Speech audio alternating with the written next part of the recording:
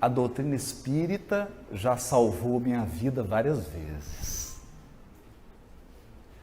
De modo que eu me sinto muito honrado em ser um instrumento do conteúdo consolador e esclarecedor da doutrina espírita, sabendo e tendo juízo de que não mereço e de que nada desse conteúdo parte de mim mesmo, que sou o primeiro beneficiário.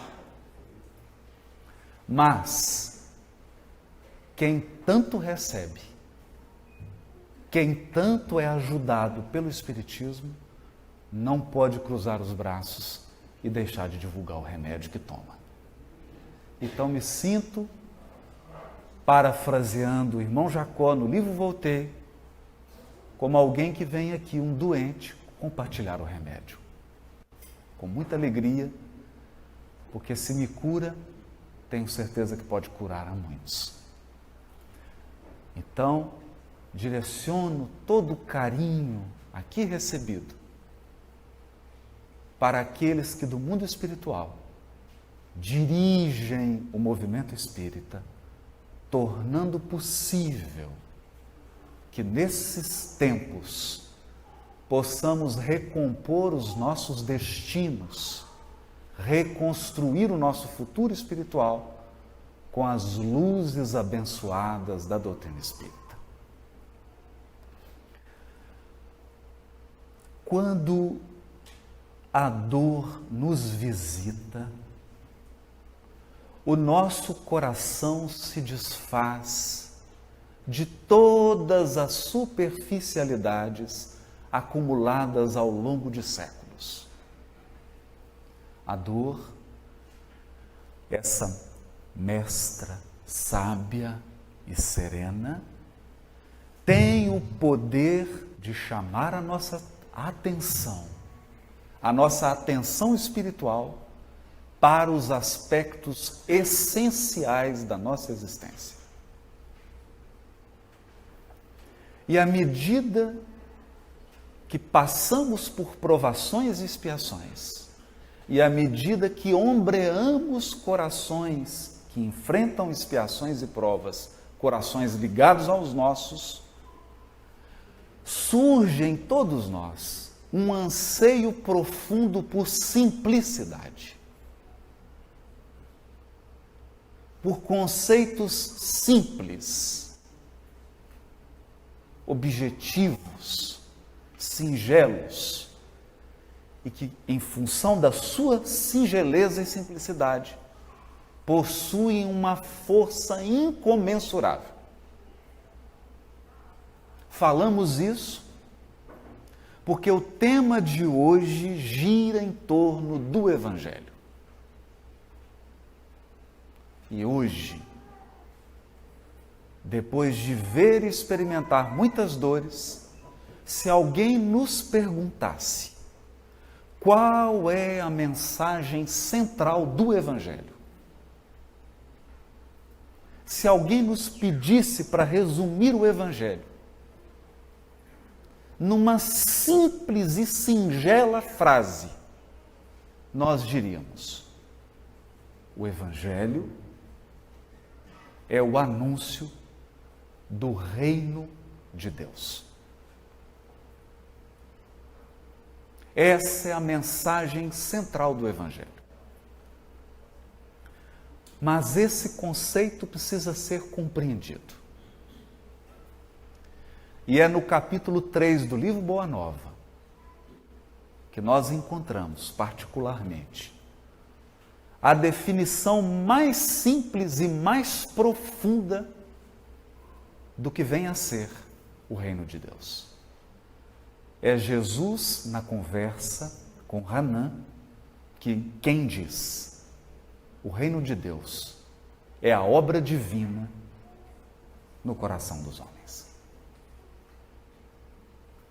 Obra divina no coração dos homens. Nós sabemos o que é uma obra.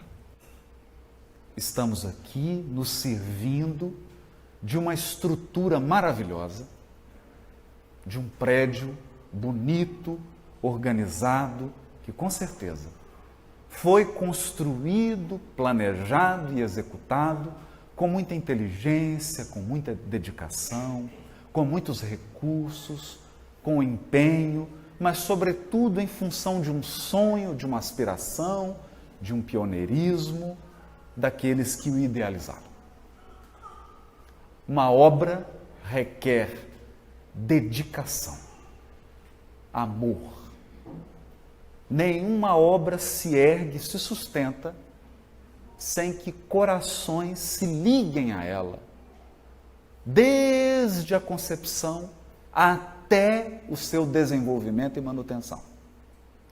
Acontece que essa obra que Jesus veio nos avisar, nos alertar, não é uma obra humana.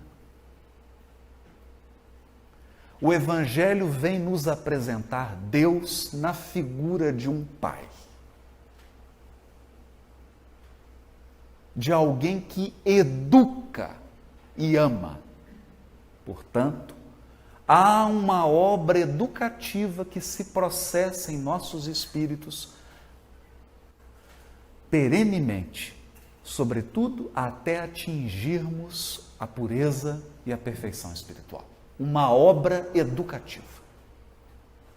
Obra educativa que não cessa quando nascemos nem quando morremos. Porque é uma obra que perpassa as nossas várias existências. Nós estamos em um processo educativo. É da vontade do Criador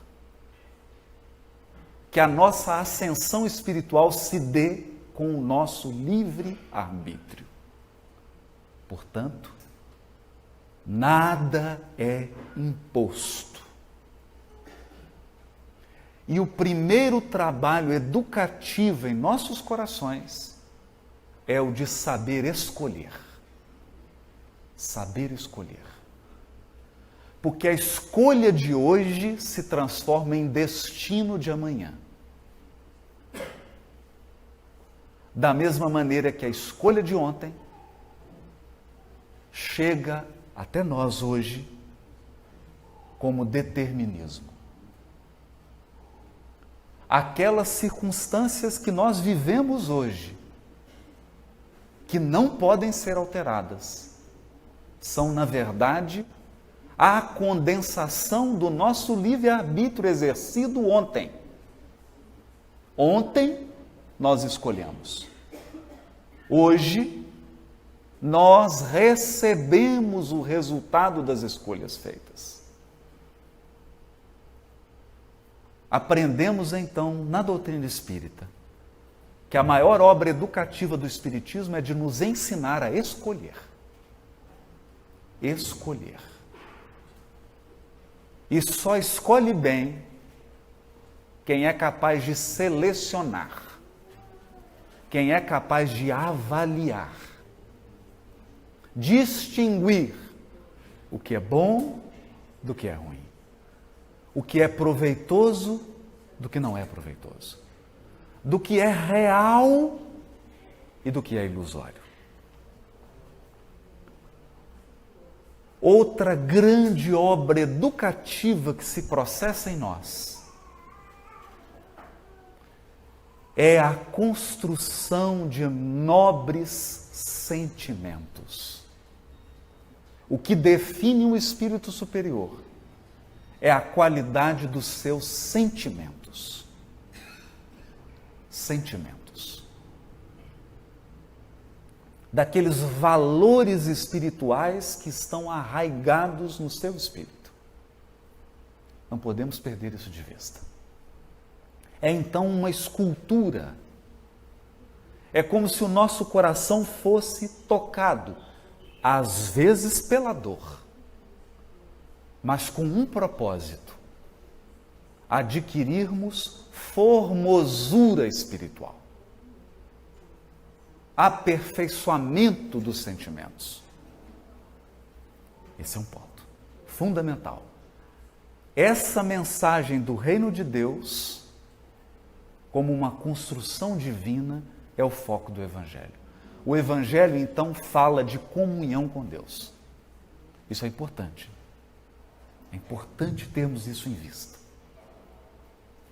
Porque quando nós nos concentramos nisso, percebemos que todo o trabalho exterior, ele é consequência de algo que foi feito dentro.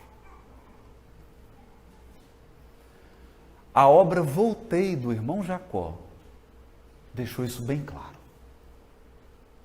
Irmão Jacó foi diretor da Federativa. Um homem dado à atividade empresarial e à atividade espírita. Um realizador. Na verdade, um trator. Um pioneiro. No entanto, regressa ao mundo espiritual. Olha tudo o que fez fora, mas quando volta o olhar para dentro, vê que construiu pouco. Vê que construiu pouco. E esse é hoje o maior desafio da humanidade. Porque está se tornando cada vez mais possível a realização de fatos exteriores. Com os recursos da internet, alguém hoje, do interior da sua casa, acessa o planeta inteiro. Então as fronteiras se dissolveram. O alcance de tudo que se faz é inimaginável. Se nós examinarmos a vida dos pioneiros, Manuel da Nóbrega, Anchieta, pioneiros aqui nessas terras, pioneiros do Espiritismo, veremos que a ação deles se circunscreveu a 2.000, 3.000 pessoas. Hoje, um jovem possui milhões de seguidores em um canal. No entanto, nunca foi tão alta a taxa de suicídio. Nunca se consumiu tanto antidepressivo como antes. Milhões e milhões de pessoas só conseguem dormir com auxílio de remédio. E não há uma família que não esteja vivendo algum processo de dor, de provação e de expiação. Isso nos chama a atenção para um aspecto interior da nossa evolução. Você pode realizar muito fora, mas se não construir por dentro, talvez a obra sofra por deficiência nos alicerces, nos fundamentos. E para o trabalhador espírita, para aquele que se envolve no movimento espírita, a preocupação com os alicerces deve ser prioritária. Prioritária. E é nesse sentido que os espíritos têm advertido a família espírita da necessidade de união e unificação. E é sobre essas palavras que nós vamos refletir um pouco esta noite. Mas comecemos por alguns pontos essenciais. Essenciais. E nós encontramos esses pontos numa oração feita por Emmanuel e ditada a Francisco Cândido Xavier. Essa prece recebeu o nome de Oração Nossa. Oração Nossa. Emmanuel diz assim: Senhor, ensina-nos a orar sem esquecer o trabalho. Orar sem esquecer o trabalho. Porque com a oração nós ligamos o Wi-Fi. Estabelecemos a conexão com as esferas superiores. Mas é no trabalho que Deus se manifesta. Através do trabalho no bem, o Criador se expressa em nossas vidas. De modo que, estamos enfatizando isso, na tentativa de entender que o primeiro beneficiário do trabalho espírita somos nós. É o primeiro. O trabalhador espírita, ele não vem trabalhar para alguém. Eu não estou aqui fazendo um trabalho em benefício de alguém. O primeiro beneficiário desse trabalho sou eu. Porque através desse trabalho, Deus me cura, me educa. Deus se expressa na minha vida através do trabalho. Então, toda vez que eu venho e assumo a tribuna, eu venho na atitude de um devedor, não de um credor, de um devedor. Venho aqui como alguém que está retribuindo.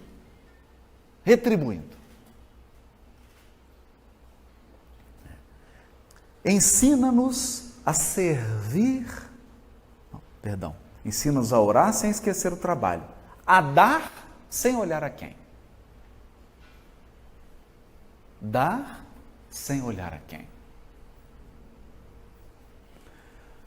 Porque esse é um vício milenar. Milenar. Todos os seres humanos são generosos. Todos. Até aqueles que se encontram presos nas garras da criminalidade são generosos. São generosos. Basta observar a generosidade que os praticantes de um crime têm com seus comparsas. Por isso que chama crime organizado. Então, o que isso nos revela? Durante séculos, a nossa generosidade é centralizada naqueles que pensam como nós. Nós somos extremamente generosos com aqueles que se identificam conosco. O desafio é ser generoso com o diferente. Com aqueles que não se alinham conosco. Ensina-nos a servir sem perguntar até quando. Servir sem perguntar até quando. Porque a nossa concepção de serviço é uma concepção de tarefa. Nós imaginamos assim, o serviço no bem é uma tarefa. Então ele tem início, meio e fim. Não. Os espíritos superiores nos ensinam que servir é um estado de espírito. Não acaba. Não pode acabar. Então, quem está mergulhado no Evangelho sabe que servir é um estado de alma. Então ele não pergunta até quando, porque ele não quer sair desse estado de espírito, o estado de servir. Isso é importante. E durante muitas encarnações, nós fomos viciados no ato de sermos servidos. Sermos servidos. Que é muito bom. É muito bom. Mas não pode concentrar só nisso. Então, muitas vezes, encontramos, ou nós mesmos, complicamos o movimento espírita e o trabalho espírita na nossa ânsia de ser servido, de sermos servidos, esquecendo-nos de servir, sem perguntar até quando. Ensina-nos a sofrer sem magoar, seja a quem for.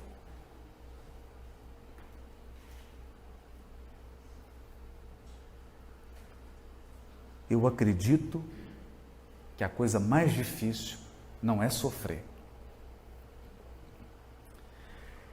É sofrer sem levar uns 3 com a gente. No mínimo. Porque nós sofremos e no misto de revolta, inconformação, mágoa e rancor, nós sofremos, mas carregamos uns 5, 10.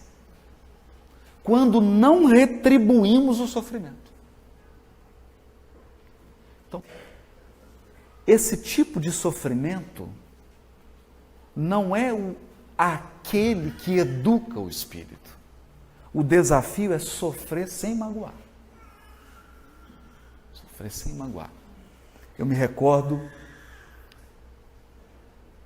de uma conversa tida com Arnaldo Rocha, que conviveu muitos anos com o Chico, né? E estava andando com ele, e ele contando que certa vez estava conversando com o Chico, e ele expôs para o Chico uma situação muito delicada que ele vivia no trabalho dele, que estava trazendo muito sofrimento para ele, e o Chico, aquele hábito de andar com o braço dado, né? Aí disse que o Chico parou, olhou para ele e falou assim, chamava ele de Naldinho. Ô Naldinho, eu estou tão feliz. Ele falou, mas feliz com a minha desgraça? Não. É que você bateu tanto e agora você está só apanhando.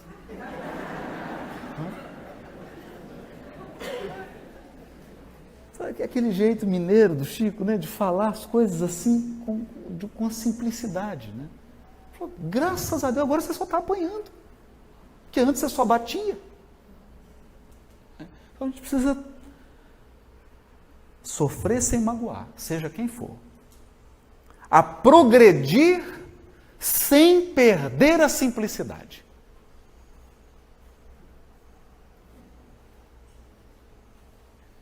Esse é um desafio. Esse é um desafio. Porque geralmente, na Terra e no movimento espírita, quando a pessoa progride intelectualmente, moralmente, ela fica um pouquinho vaidosa.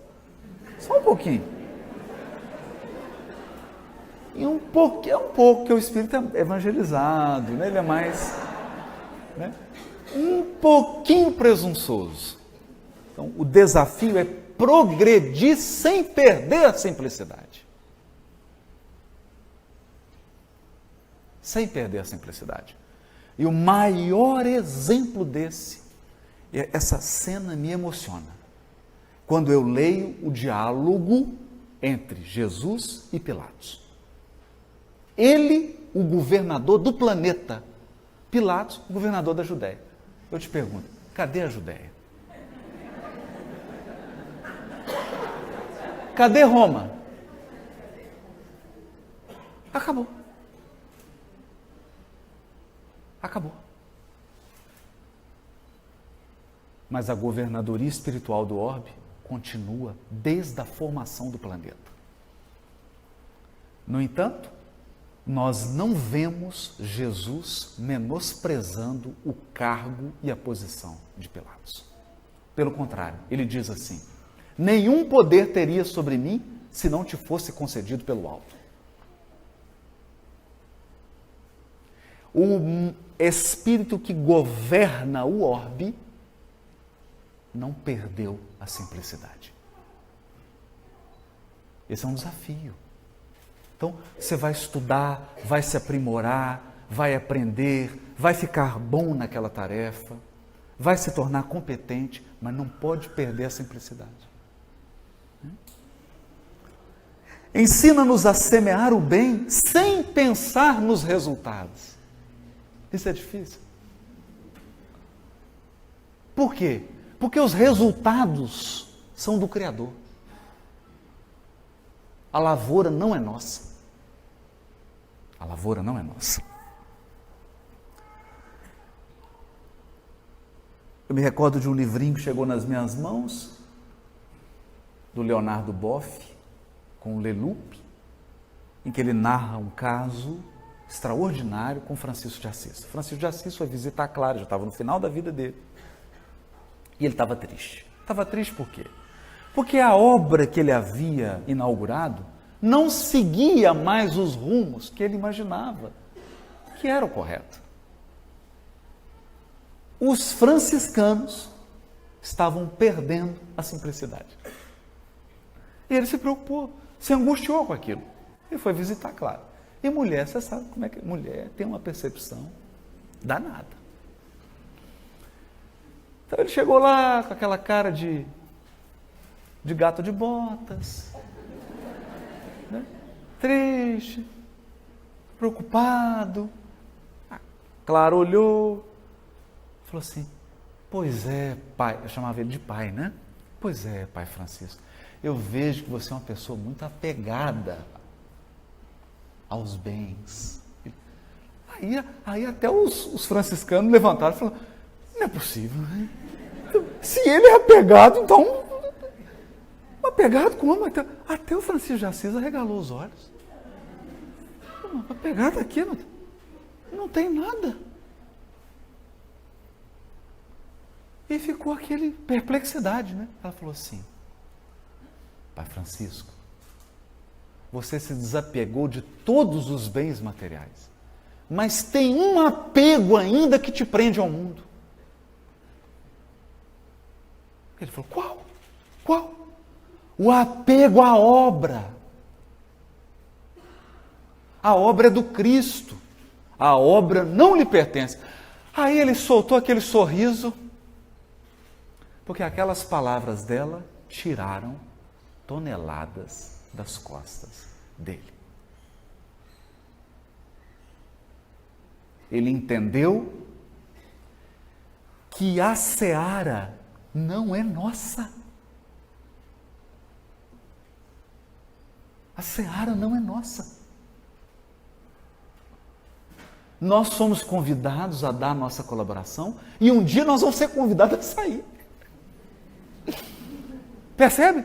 Então um dia você é convidado a fazer a palestra, outro dia vai chegar e falar: meu filho, agora para. Agora você vem para o mundo espiritual e para de falar.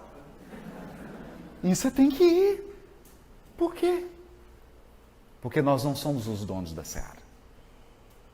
Então devemos aprender a semear, sem pensar nos resultados. Sem expectativas exageradas de resultado. Não que nós não devamos planejar os resultados das nossas ações, dos nossos trabalhos, não é isso. Mas não ficar apegado a... não está dando resultado. Esse trabalho não está dando resultado. Ensina-nos a desculpar sem condições.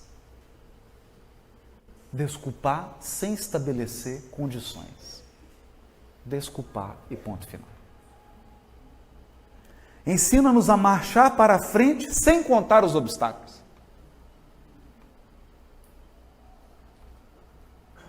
Sem contar os obstáculos. Porque o trabalho espírita é assim. Você começa, é uma alegria. Parece festa. Aí, com o tempo, vai encontrando a sua turma,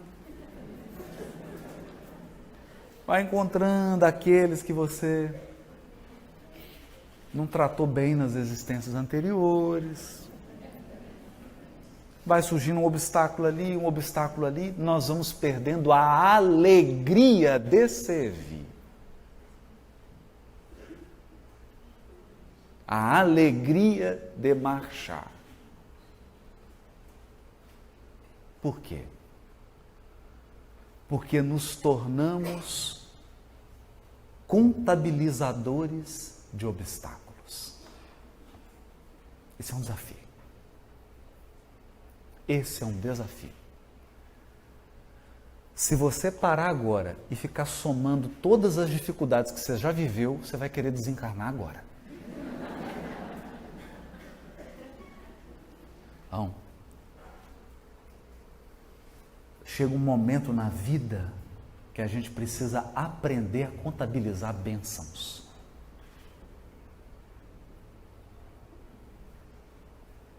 Contabilizar bênçãos e esquecer obstáculos. Esquecer obstáculos. Porque os obstáculos são professores rudes e bravos. Mas eles nos ensinam. Nos ensinam. E se você superou um obstáculo, tenha certeza, hoje você é maior do que era antes. Você cresceu. Ensina-nos a ver sem malícia. Ver sem malícia. Discernimento não é o tamanho da malícia que você tem. Porque tem gente que você coloca um lençol para ela de 1 quilômetro quadrado e ele enxerga um ponto de 1 milímetro no lençol. E fala, mas tem um pontinho de 1 milímetro sujo.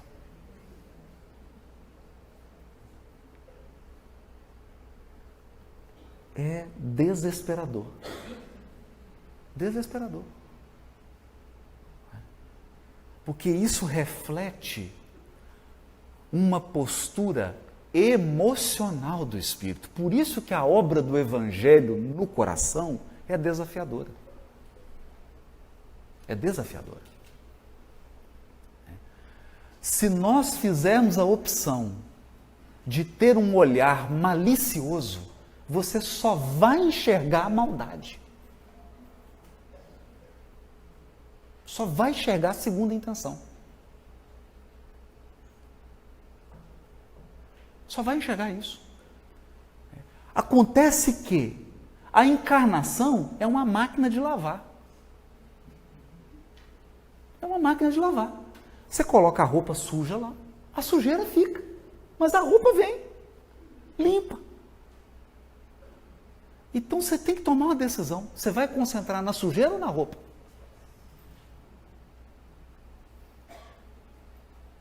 Se você optar por concentrar na sujeira, você não vai conseguir se relacionar com ninguém. É o caso daquela senhora. Olha que coisa bonita isso. André Luiz estava em nosso lar. Porque esse é o caso do trabalhador espírita. André Luiz estava em nosso lar. E ele já ficou um pouquinho magoado. Ele não falou, mas ele ficou. Porque ele era médico. Colocaram ele para ser ajudante de enfermagem. Então ele já ficou, não é? Poxa vida, eu tenho tanto a contribuir, não é assim que a gente faz? Nossa, mas eu tenho tanto a contribuir para o Espiritismo. Será que ninguém está percebendo o meu valor, né? E aí ele marcou uma conversa com Clarence. É engraçado, gente, como que a gente fantasia o sentimento da gente. Sabe por quê? A gente não consegue dar nome para o sentimento. Então a gente fantasia. Não, eu estou vendo aqui um problema na minha inserção no trabalho. Meu amigo, deixa eu te falar uma coisa. Você está vaidoso mesmo. Qual que é o problema? Fala. Você queria estar com uma tarefa maior, é isso? A gente não consegue fazer isso. Porque precisa camuflar.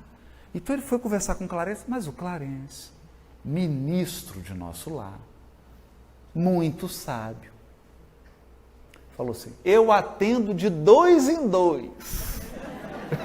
Isso é ótimo. Aí senta o André Luiz e uma senhora. Aí primeiro a senhora. E o André Luiz está ouvindo, né? Aí ela falou, pois é, ministro, eu não estou me dando bem lá no setor que você me colocou. Ele falou, mas minha irmã, olha só, eu te coloquei no primeiro setor, você falou que não estava adaptada ao trabalho. Aí nós te mudamos de setor. Aí você falou que a tarefa era muito difícil, que não sei o quê, nós te passamos para um outro setor. Aí você falou que as pessoas eram muito difíceis, entendeu? Te passamos para um outro setor. E agora você está vindo dizendo que está inadaptado. Então eu tenho uma sugestão. Um lugar que você vai se adaptar bem. O campo de repouso. Então você vai ficar sozinha. Olha só você com você, repousando. O André Luiz ouviu isso. Já falou, nossa, agora complicou. Que eu ia reclamar do trabalho. O André Luiz já acertou na cadeira, né? Ele falou, e você, meu irmão André? Não, estou bem, velho. Tá tudo. Vim aqui saber o que eu posso cooperar no trabalho. Desconversou. Desconversou. Depois ele foi esclarecido. Ele era médico aqui na Terra, mas não tinha conhecimento suficiente para ser médico no mundo espiritual. Ele foi esclarecido. Mas aquilo mudou a atitude dele. Então, é isso aqui, olha. Ver sem malícia. Ensina-nos a escutar sem corromper os assuntos.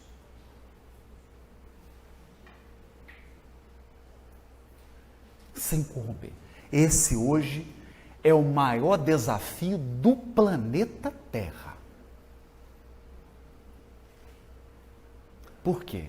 Porque você pega o seu celular aí, em 10 segundos, você tem informação do planeta inteiro. Você sabe o que o presidente lá da Coreia do Norte vai jantar agora? Já está todo mundo sabendo que ele vai cruzar a fronteira a pé. Está todo mundo sabendo qual que é o shampoo que o Trump usa, da amizade dele com o presidente da França. Sabemos de tudo. Então, a nossa capacidade da fofoca ampliou muito. Porque antes não era assim? Antes, quando não tinha internet, não tinha nada, você morava aqui em Santos, para você saber um assunto de Guarujá, tinha que vir alguém, né? Aí vinha alguém, sabe o que aconteceu lá em Guarujá? Não! O que aconteceu? Sabe a fulana, filha da Maria? Fulana, filha da Maria. Então, a fofoca demorava. Ela tinha um tempo para propagar. Agora, é em tempo real. E nós temos que aprender a escutar sem corromper. Sem corromper os assuntos. Olha, aconteceu isso. Eu não sei de tudo. Eu não sei de tudo. Quando alguém te conta algo, ele está contando uma versão. Você não sabe a história completa. Você não sabe. Então, essa capacidade de ouvir sem corromper os assuntos é tornar-se alguém que paralisa a propagação do mal. Paralisa. Desafiador. Desafiador. Porque muitas casas espíritas, muitos setores do movimento espírita estão sofrendo. Por quê? Porque os assuntos são corrompidos pelos trabalhadores. Então você está numa atividade aqui, é dito uma coisa, aquilo é distorcido. Quando você vê, a casa espírita inteira está em pé de guerra. Aí, gente, mas qual que é o problema? Não foi isso que eu disse. Não! O assunto foi todo corrompido. Na família isso não acontece. Né? Família, então,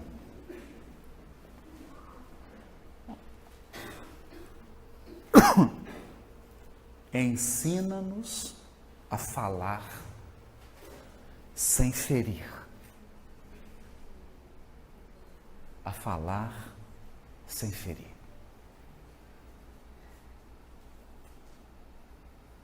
Sem ferir. Eu acho isso aqui o maior desafio de um encarnado. Por quê? Porque nós aprendemos que falar a verdade é machucar.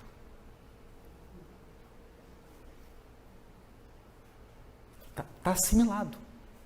Então você fala assim, eu vou falar umas verdades para o fulano. Não, você não vai falar a verdade, você vai feri-lo. Porque ninguém fala a verdade quando está nervoso. Não é verdade.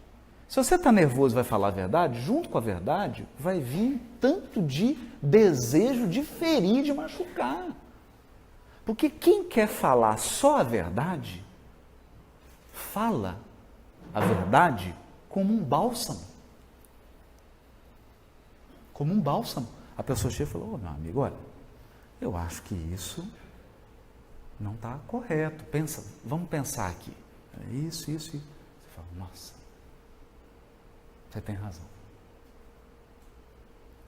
Então nós temos que aprender a entender quais são os propósitos que estão por trás das nossas atitudes. Porque nós responderemos não pela casca das nossas atitudes, mas pelos propósitos reais, porque eles estão gravados em nós. Estão gravados. Não tem jeito. Quando o espírito desencarna e os amigos espirituais examinam o perispírito dele, eles sabem qual que é o sentimento que estava por trás quando ele falou determinada coisa. Os espíritos sabem qual que é o sentimento. Ele falou isso aqui para machucar. Então aí, não é o que você falou, é o sentimento que você tinha, é o propósito.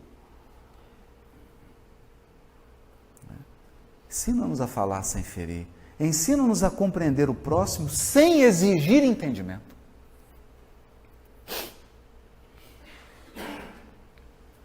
E aqui, eu vou dizer uma coisa.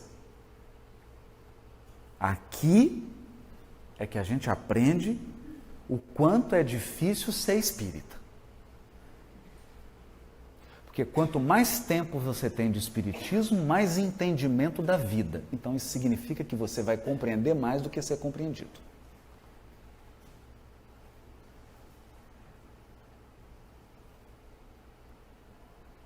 Você não vai ser compreendido na proporção que você é capaz de compreender. E isso, porque a gente tem uma tendência de querer equilíbrio. Não, eu compreendo, mas eu quero ser compreendido. Mas não tem jeito, às vezes a pessoa não tem alcance para te compreender. Ela não vai entender. Não vai entender. É quando você determina para um filho, para uma criança, não, agora você vai fazer isso. Aí ele xinga, você não gosta de mim, você é um péssimo pai. Agora eu estou ouvindo isso, né?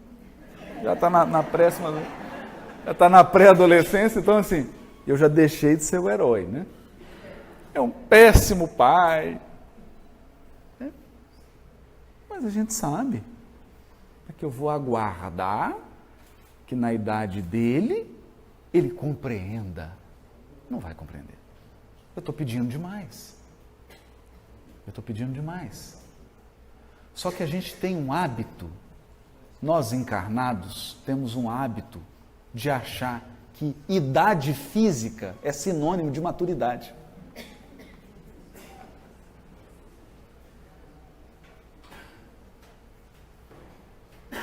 Idade física é quanto tempo seu corpo físico está na Terra. Só isso. Só isso. Então nós podemos ter um corpo físico que já está um tempão na Terra e o espírito que está ali é infantil. E você pode ter um corpo físico novinho e o espírito está ali.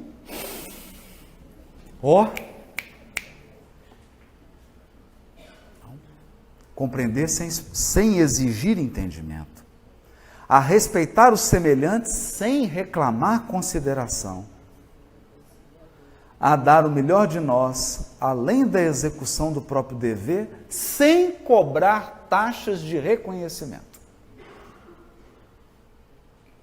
Sem cobrar taxas de reconhecimento. Que esse aqui é o pagamento mais caro que existe.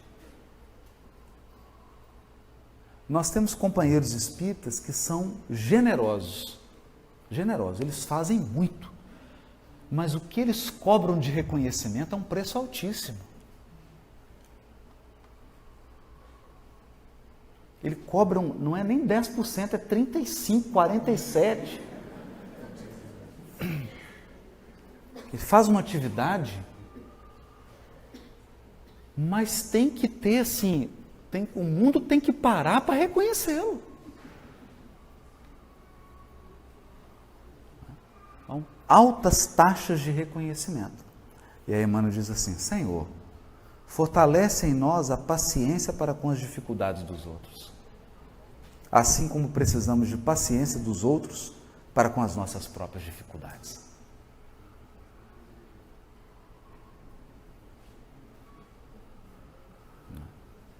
Isso aqui é ótimo. Você pega família, por exemplo. Pega qualquer família. Aí você vai ouvir o pai da família. E aí, qual que é o problema do lar? A esposa. Né? Ela é assim, tá? Tem o filho, tem não sei o quê. Tá? Aí você pega o filho. E lá na sua casa? É o papai, né? Pai, minha mãe, minha irmã. Né? Aí chama a esposa. Qual que é o problema? Os meninos, o marido. Né? Nunca é a gente. Nunca. Nós não temos percepção do quão difícil é nos aturar.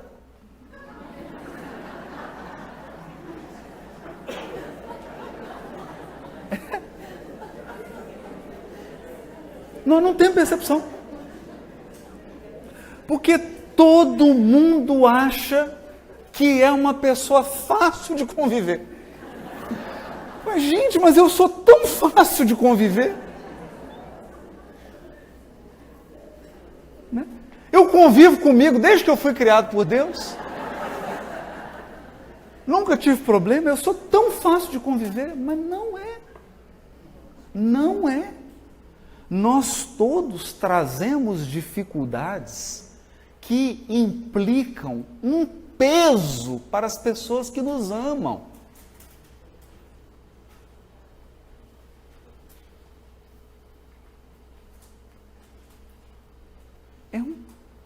É difícil. Nós criamos um tanto de problema, e as pessoas que nos amam de verdade, elas passam por cima disso. Mas é no momento de nós termos paciência com a dificuldade do outro, a gente não tem. Esse é um grande problema do trabalhador espírita. Ajuda-nos para que a ninguém façamos aquilo que não desejamos para nós. Gente, todo mundo deve estar se perguntando assim, mas o tema não era união e unificação espírita? Mas eu estou falando aqui de todas as coisas que impedem a união dos espíritas. Tudo isso que nós estamos lendo aqui é o que impede a unificação do movimento espírita.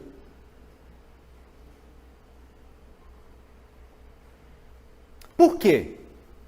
Porque no movimento espírita nós fazemos coisas com os outros que, em hipótese nenhuma, a gente gostaria que o outro fizesse com a gente. É importante pensar nisso. É importante pensar nisso. Então, vou dar alguns exemplos. Postagem em Facebook. Tem gente que escreve coisa que ele jamais seria capaz de ouvir. Ele não admitiria ouvir o que ele escreveu. Mas ele escreve. Por quê? Porque ferir o outro não dói na gente. E a lição do Evangelho é: não faça ao outro o que você não quer que façam com você. Isso é muito sério.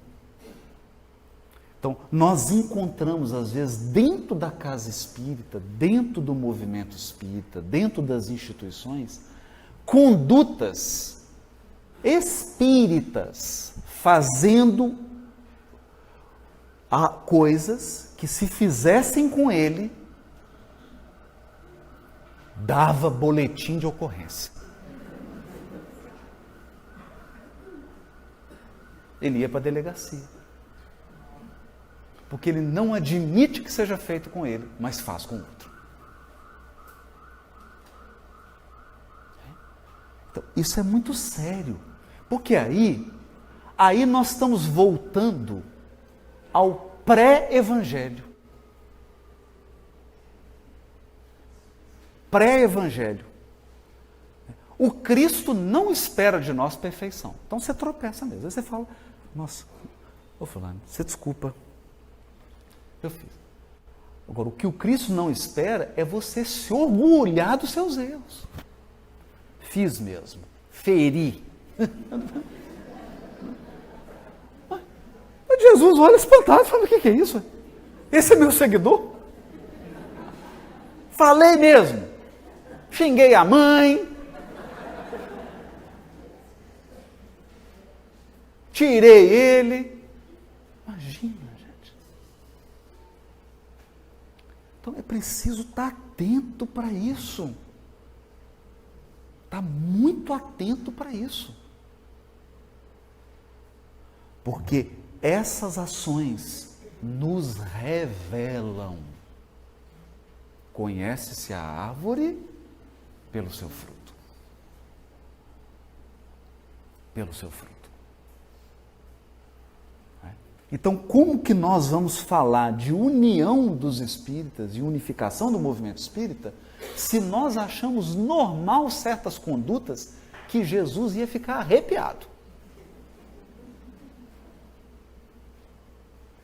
Por exemplo, alguém já viu no Evangelho? Se vir, por favor, me mostre. Onde está o versículo? Jesus falando mal de Judas?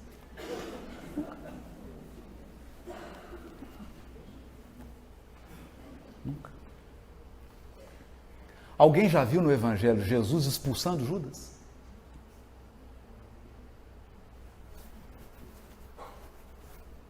Agora, alguém já viu no Evangelho Jesus ficando surpreendido porque Judas traiu? Nossa, me traiu, eu não sabia. Não. Não tem, ele sabia. Olhou para Judas e falou: o que vai me trair é esse aqui que vai comer comigo. Pegou a mão dele, depois comeram junto, falei: esse aqui que vai me trair. E o Pedro falou: mas não é possível, e você vai me negar. Aí todo mundo, a ceia já ficou um silêncio. Quer dizer, o primeiro a manifestar foi Judas, Pedro, depois todo mundo já baixou a cabeça, ficou em silêncio, falou: nossa, vou comer quieto, porque se começar a falar tudo que ele sabe, não vai sobrar colégio apostólico. Não é? Agora, o mais impressionante é Jesus permanecer ali, sabendo que todos iam falhar. Isso é surpreendente. Porque isso é uma crença divina no potencial de regeneração do ser humano. Potencial de regeneração. Auxilia-nos, sobretudo, a reconhecer que a nossa felicidade mais alta será invariavelmente aquela de cumprir-te os desígnios, onde e como queiras, hoje, agora e sempre. hoje, agora e sempre. Então, na nossa tentativa, né, de dizer as coisas com uma palavra simples, de um jeito assim mineiro, meio caboclo, né? Diga assim: você só começa a fazer oração de verdade quando você tem DR com Deus.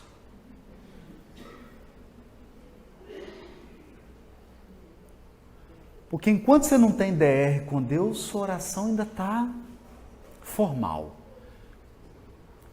Tem gente que dirige a Deus assim: excelentíssimo Senhor Deus, venho dirigir-me a Vossa Excelência.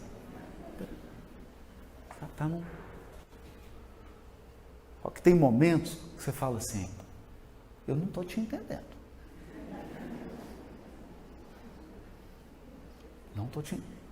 Não estou te compreendendo, Pai. Deve estar havendo alguma confusão, aí, algum problema. Eu queria pelo menos que o Senhor me esclarecesse. E aí você começa a interagir. Porque a coisa mais difícil que existe é cumprir um desígnio de Deus.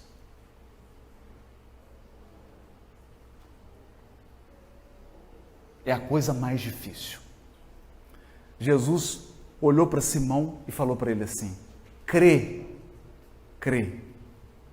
eu te levarei aonde não queiras ir.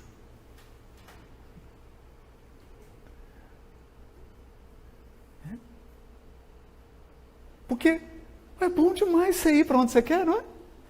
Não, agora eu quero ir para cá. Ai, Deus. E agora? Agora eu vou para cá. Aí Deus vem cá e fala: agora você vai para lá. Não, para lá eu não quero, mas é para lá que você vai. Não, mas eu não quero ficar aqui, mas é aqui que eu quero você.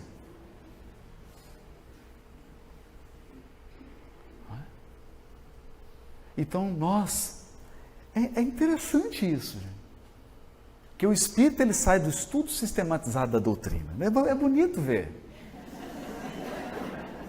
Ele senta, né? Aí vê os mais entusiasmados: Deus é inteligência suprema. Isso, suprema, inteligência suprema significa o quê? Não tem ninguém mais inteligente do que Deus. Nem você. Não é? É suprema. Inteligência suprema. Aí vão os atributos da divindade. Soberanamente justo. Porque não tem ninguém mais justo do que Deus. Nossa. Não tem ninguém mais bondoso do que Deus. Nem minha mãe, nem sua mãe. Deus é mais bondoso que a sua mãe. Não é? E aí a gente estuda os atributos. E aí surge uma circunstância e você fala: eu quero ir para cá. E aí Deus fala: para cá não, vai ser para cá. Você fala assim: não é tão inteligente. Você não fala, mas você sente. Você saiu do estudo sistematizado, aí você começa a olhar para aquela questão número 1, falar assim: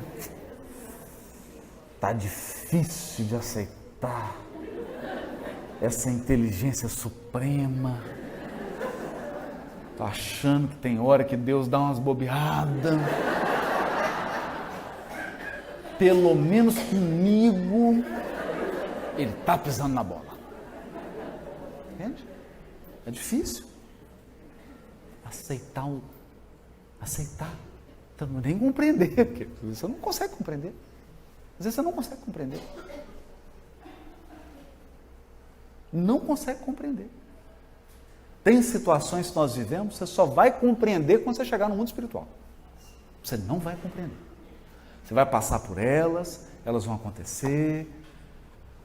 Depois, aquilo vai ficar até leve, porque o tempo cura tudo. Aí alguém te pergunta: mas você está magoado? Não, já não estou mais magoado, já superei. Mas você entendeu? Não entendeu? Não entendi, não. Hoje eu não entendi nada. Estou completamente sem entender. Mas eu aceitei. Eu aceitei.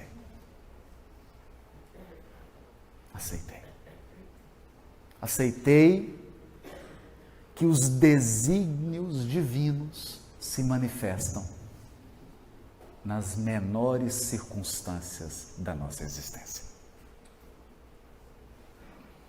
Nas menores circunstâncias. E Deus é tão sutil que você tem que ficar muito atento para perceber que foi Ele. Para perceber que foi Ele. Senão você confunde. Ah, não. Deus nem viu. Vão acontecendo num tempo, de uma maneira surpreendente, as coisas se encaixam. É tão natural.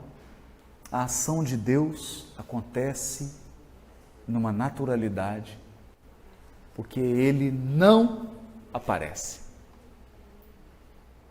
Como diz Humberto de Campos, Deus não concorre com a vaidade das criaturas humanas. Não concorre. Então Deus nunca vai disputar o holofote com você. Você sempre vai brilhar. E Ele se esconder.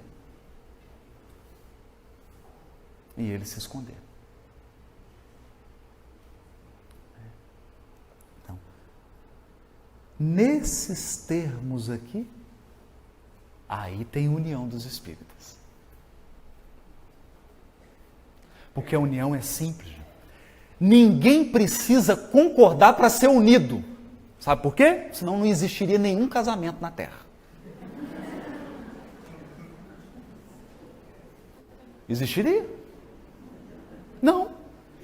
Você não precisa concordar para ser unido. Para ser unido, basta você estar disposto a ceder algumas vezes. É assim que se dá a união. Porque nós estabelecemos uma condição para a união que é assim. O que você pensa? Aí eu penso assim, então nós não podemos unir porque eu penso diferente de você.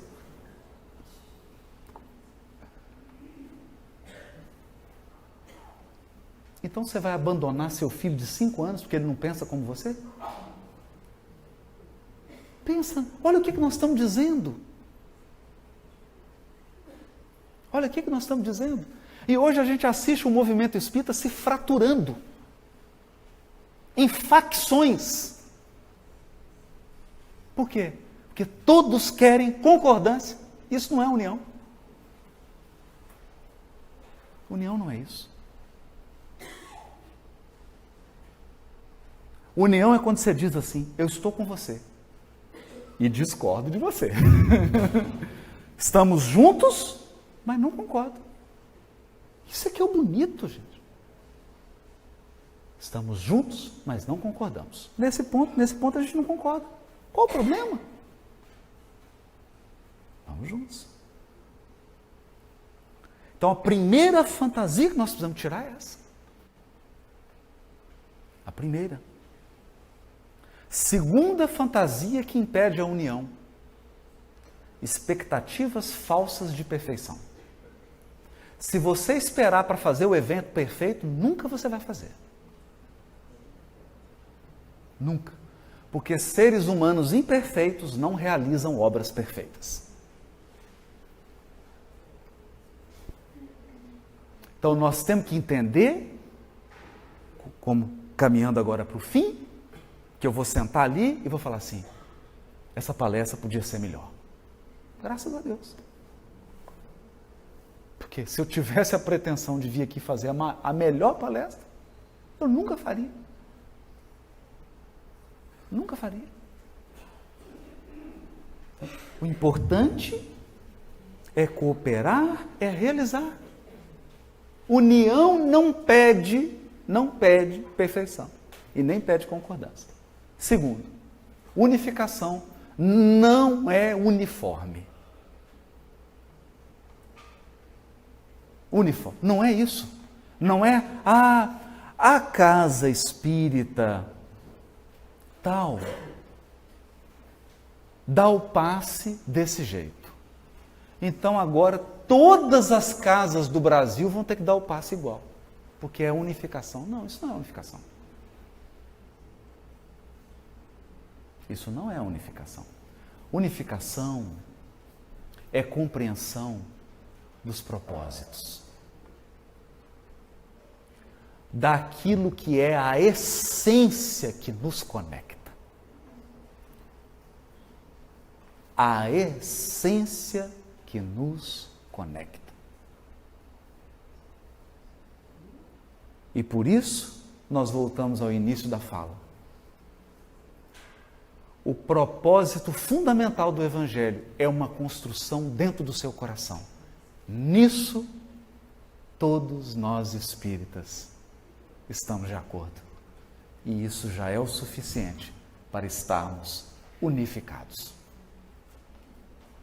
Porque eu sei que nós vamos construir instituições, nós vamos realizar eventos, nós vamos nos reunir, vamos nos confraternizar, mas nós todos só estamos aqui com um propósito: aperfeiçoar o nosso espírito, aperfeiçoar o nosso coração. Meus amigos, que Jesus possa inspirar os trabalhadores e as instituições dessa região de São Paulo. Possa abençoar o coração de cada um que está aqui presente. E possa iluminar o nosso entendimento, para que nós espíritas possamos permitir que o Cristo opere na seara que é dele, que é a obra da renovação da terra. Muito obrigado pela presença de todos, que nós todos saiamos daqui confortados e com uma vontade imensa de cooperar, sem exigir. Muito obrigado.